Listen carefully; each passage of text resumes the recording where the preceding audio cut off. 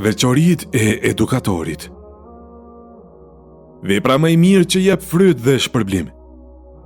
Disa prej gjeneratave të para kanë thënë: çdo vepër që me të nuk synohet fytyra e Allahut, humbet. Në fillim të çdo vepre dhe të çdo viti, ripërtrihet kujtimi i njetit. Njeti e ruan veprën që mos t'i ikën gjurma e saj në dunja dhe shpërblimi në ahiret.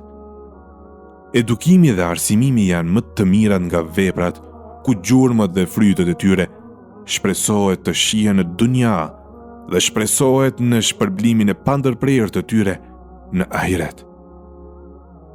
Edukatori i mirëfillt është mbrojtje për nxënësin.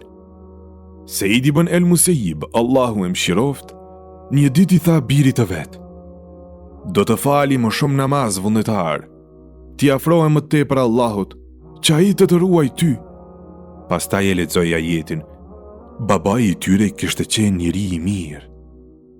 Ajeti tregon se Allahu e ruajti thesarin e 2 djelmoshave që ua kishte lënë prindi i tyre e kur e arritën moshën e pjekurisë, e nxorën atë. Thesari mbeti i paprekur për shkak se prindi ishte njeri i mirë dhe Allahu e shpërbleu për në mirësinë e tij. Ibn el-Munkadir, Allahu e mëshiroft, thoshte: njeriu të mirë, Allahu i ruan djalin, nipin dhe shtëpitë përreth tij. Të gjitha ata janë në mbrojtjen e Allahut. Shfaqja e veprës me qëllim që ajo të ndiqet. Pëlqehet shfaqja e veprës së mirë me qëllim që ajo të ndiqet dhe të mësohet. Kjo nuk llogaritet prej syfaqësisë. Syfaqësia është kur vepra bëhet për ta marrë lavdrimin e njerëzve. Pejgamberi, lavdrimi dhe paqja e Allahut qofshin për të, një ditë u fal në mimber dhe pastaj tha: o njerëz, me të vërtet unë e veprova gjithë këtë, që ju të më ndiqni mua edhe të mësoni si e fal unë namazin. Përputhja e veprave me fjalët. Përputhja e veprave të edukatorit me fjalët e tij dhe bashkimi i dijes me veprën e tij kanë shumë rëndësi për jetën e atij që merr edukat, sepse përmes shëmbulltyrës shfaqen idetë dhe rrënjosen bindjet. Ndërsa atëherë kur vepra e kundërshton fjalën, ai që merr edukatën do të anojë të ndjek dëshirat dhe tekat e tij. Do të mësohet me ëndra të kota edhe do të mburret me gjëra që nuk i posedon. Kurse gabimet e tij i arsyeton me pretekstin se mungojnë shëmbulltyra. Për këtë shkak Shuaibi alayhis salam ju drejtua popullit të vet dhe i tha: unë nuk dëshiroj të bëj atë që ju andaloj juve. Dobi më e madhe se 1000 libra. Po që se njerëzit për 10 vjetë radhazi do të diskutonin për kuptimin e vlerave dhe mjeteve të saj, edhe të botonin 100 libra lidhur me këtë temë, e më pas e vërej një njeri të virtytshëm, me kuptimet më të drejta të vlerës, dhe fillojnë të përzihen dhe të shoqërohen me të.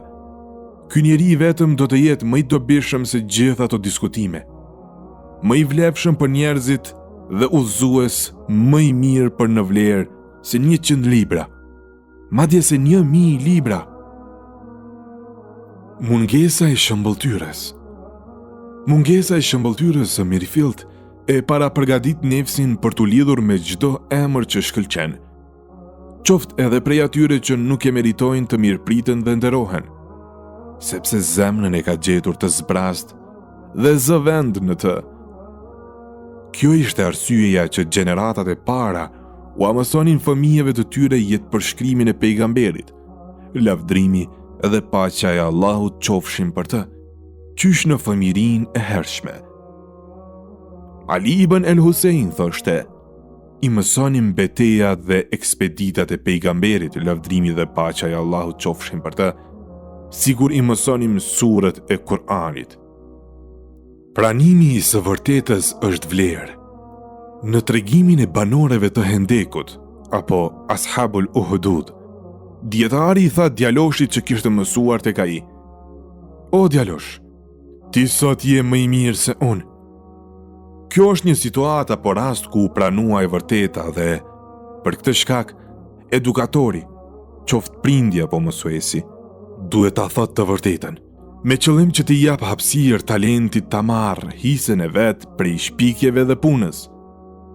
Modestia, mundja e zilis, frika nga humbja e talentit dhe se e vërteta është më meritore të ndiqet. Të gjitha janë mësime praktike që na i mëson kjo ngjarje. Babai i vet e mësoi. Tavusi një ditë eci shtrembër, por të bitit i ecën njëjtë si ai. Ai i pyeti: "Përse qaloni?" "Ti fillove e ne të pasojmë ty", i thanë ata. "Ndryshoje ecjen e shtrembër tënde e drejtohu, sepse kur ti të drejtohesh, drejtohemi edhe ne. A nuk e di o babai ynë, se çdo deg ecën hapave të atyre që i kanë edukuar, ndërsa ne si fëmijë rritemi, ashtu siç na mësoi babai." Fëmijët dhe nxënësit i voshtrojnë fjalët dhe veprat e edukatorit, e më pas e pasojnë atë. Kujdes, shikoje veten.